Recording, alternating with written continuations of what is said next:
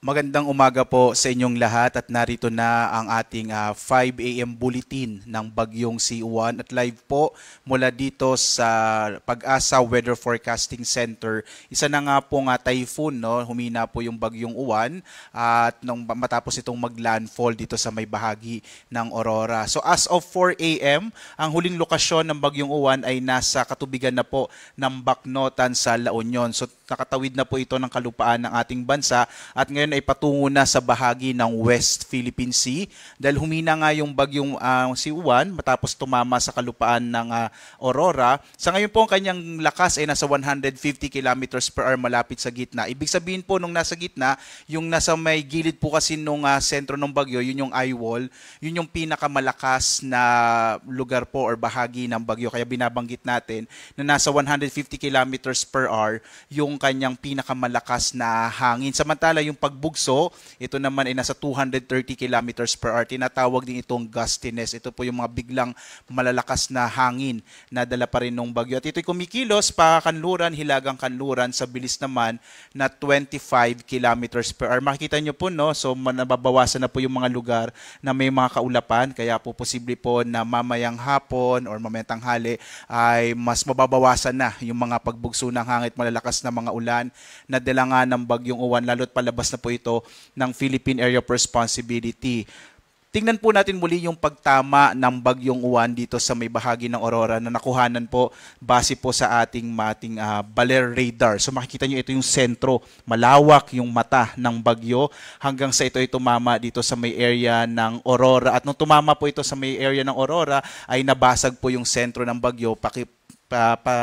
Makikita po natin na bahagyang humina nga itong bagyo mula sa super typhoon category ay naging typhoon category na ito hanggang sa binaybay niya itong mga lugar po sa Northern Luzon hanggang lumabas na nga patungo sa West Philippine Sea dito po sa may area ng La Union. Tumama yung sentro ng bagyo, ito po yung una niyang landfall dito sa may area ng Dinalungan sa Aurora around 9:10 kagabi po at posible pong lumabas ito ng Philippine Area of Responsibility mamayang madaling araw or bukas ng madaling araw po ng Martes. So Martes ito maaaring lumabas ng Philippine Area of Responsibility at posible pa rin, no? Makikita nyo po sa track natin, maaring pumasok ulit ito ng Philippine Area of Responsibility madaling araw ng Huwebes. Pero makikita ninyo, ang maapektuhan nito ay yung bahagi ng Taiwan. Kapag ito'y muling pumasok ng PAR, posible pong magkaroon ulit tayo ng epekto yung Bagyong Uwan. Pero most probably po dito na lang sa may bahagi ng extreme northern Luzon, yung area po ng Batanes, ang maaring maapektuhan pagpasok po muli ng bagyo. So muli po, no, inaasahan natin na mamayang hapon hanggang gabi ay unti-unti lalabas na po ng Philippine Area of Responsibility ang Bagyong Uwan at Huwebes muling maaring pumasok ito ng PAR. Bandang Friday po ay maaring lumabas ulit ito ng Philippine Area of Responsibility at maging isang low pressure area na lamang pagdating ng araw ng Sabado. Sa ngayon po, no, nakataas naman ang signal number 4 dito po sa may western portion ng Nueva Vizcaya, southwestern portion ng Kalinga, western portion ng Mountain Province, southern portion ng Abra, western portion ng Ifugao, Benguet, central and southern portions ng Ilocos Sur, La Union, Pangasinan, hilagang bahagi ng Nueva Ecija, ng Tarlac at ng Zambales, mga northern part na po ito. Gayon din, signal number 3 naman sa southwestern portion ng mainland Cagayan, kanlurang bahagi ng Isabela, southern portion ng Apayao, nalalabing bahagi ng Kalinga, Ifugao, ng Abra, ng Mountain Province, ang buong lalawigan ng Quirino, southern portion ng Ilocos Norte, nalalabing bahagi ng Ilocos Sur, nalalabing bahagi ng Nueva Vizcaya, northern and central portion ng Aurora, western portion ng Bulacan, buong lalawigan ng Pampanga, nalalabing bahagi ng Tarlac, nalalabing bahagi ng Zambales, ang hilagang bahagi ng Bataan, ang nalalabing bahagi ng mainland Cagayan kasama yung Babuyan Islands ay nakataas naman po ang signal number 2.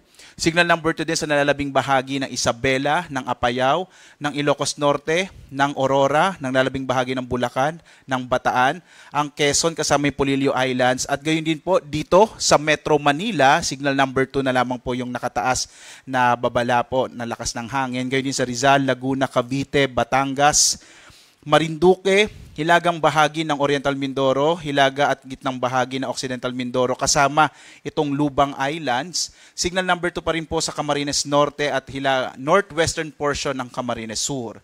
Signal number 1 naman sa Batanes, hilagang bahagi ng Palawan kasama yung Cuyot, Cagayancillo Islands, nalalabing bahagi ng Camarines Sur, Catanduanes, Albay, Sorsogon, Masbate kasama yung Burias at Ticao Islands, Romblon, nalalabing bahagi ng Oriental Mindoro, na Occidental Mindoro, western and central portion ng Northern Samar, northwestern portion ng Samar, at gayon din po dito sa Panay Islands, Iloilo, Capiz, Aklan, Antique kasama yung Kaluya Island. Inaasahan po natin sa mga susunod na update natin within the day ay unti-unti na pong bababa yung mga nakataas na babala natin na tropical cyclone wind signal, lalo't papalayo na nga yung bagyo. Pero asahan pa rin natin, posible po ngayong umaga, may mga pagbugso pa rin ng hangin, posible pa rin yung mga biglang mga malalakas na mga pag-ulan, lalo na sa may kanlurang bahagi po ng Luzon. Samantala, ngayong araw, kahit po yung mga lugar na wala pong nakataas na tropical cyclone wind signal, posible pa rin magkaroon ng mga pagbugso ng hangin. Dulot pa rin po yan ng bagyong Uwan. Malaking bahagi pa rin po ng Palawan, Visayas at ilang bahagi ng Mindanao. Bukas, inaasahan nga natin na lalabas po ng Philippine Area of Responsibility ang bagyong Uwan. Pero posible pa rin, kahit po wala na pong nakataas sa tropical cyclone wind signal, malaking bahagi pa rin ng Luzon, ay maaaring magkaroon ng mga pagbugso ng hangin kasi meron pa rin pong trough or yung mga kaulapan na dala ng bagyo. Pagdating ng Wednesday, araw ng Miyerkules, ay posibleng may mga pagbugso rin ng hangin sa Batanes at Babuyan Islands. Dahil inaasahan nga natin, muling papasok ng Philippine Area of Responsibility ang bagyong Uwan madaling araw po ng Huwebes. Narito po yung ating inaasang mga paglakas ng mga dadalhin po nitong ulan kahit po palabas na yung bagyo. Mapapansin po natin nabawasan na po yung mga malalakas na mga pag-ulan na mararanasan ngayong araw. Nakikita po natin posible yung malalakas na mga pag-ulan ngayong umaga hanggang tanghali, pero pagdating po ng hapon, posibleng mabawasan na yung mga heavy rainfall, no? Posibleng mga light to moderate rains na lang yung mararanasan sa malaking bahagi ng Luzon. Magbantay na lamang po itong nasa may kanlurang bahagi ng Luzon, itong Ilocos Region area at sa may western section ng Central Luzon sa Zambales. Posible po kasi dahil yung trough nito ay maaring magdala pa rin ng mga hanggang malalakas na mga pag-ulan na maaring magdulot ng mga flash floods and landslide. Pero ngayong araw, posible po bandang tanghali or hapon, malaking bahagi na po ng Luzon ay makararanas ng mababawasang mga malalakas na mga pag-ulan. Bukas po araw ng Martes, posibleng mas maulap na kalangitan naman at mga mahina hanggang sa katamtamang pag-ulan ang mararanasan sa malaking bahagi ng Luzon sa paglabas nga yan ng bagyong Uwan ng Philippine Area of Responsibility bukas.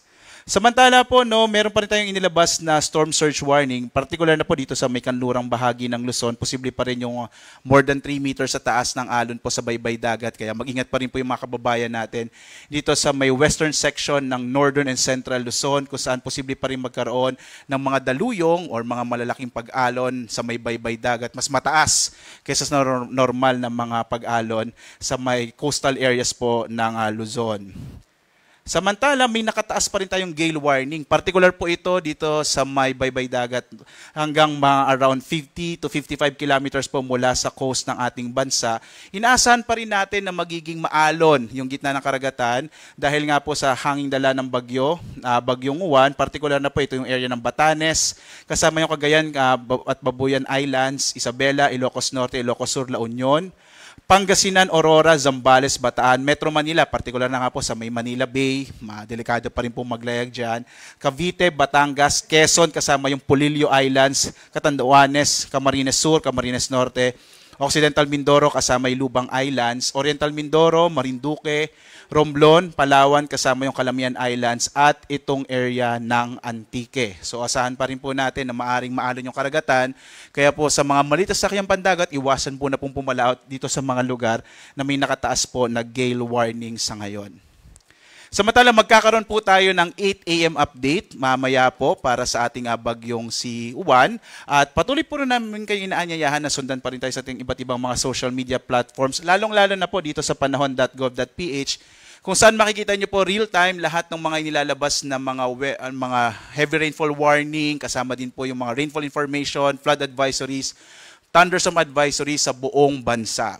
At muli po sa paglabas na po ng kalupaan ng bagyong Uwan, asahan natin magsisimula na pong mabawasan yung mga malalakas na mga hangin at malalakas na ulan na dala ng bagyo, dahil inaasahan nga natin po mamayang gabi or bukas ng umaga ay nasa labas na po ng Philippine Area of Responsibility ang bagyong Uwan. Gayunpaman, mag-ingat pa rin po kayo mga kababayan dahil po posible pa rin yung mga pagbugso ng hangin at mga kung minsan malakas na mga pag-ulan ngayong umaga sa malaking bahagi po, lalo na dito sa may western section ng Northern and Central Luzon.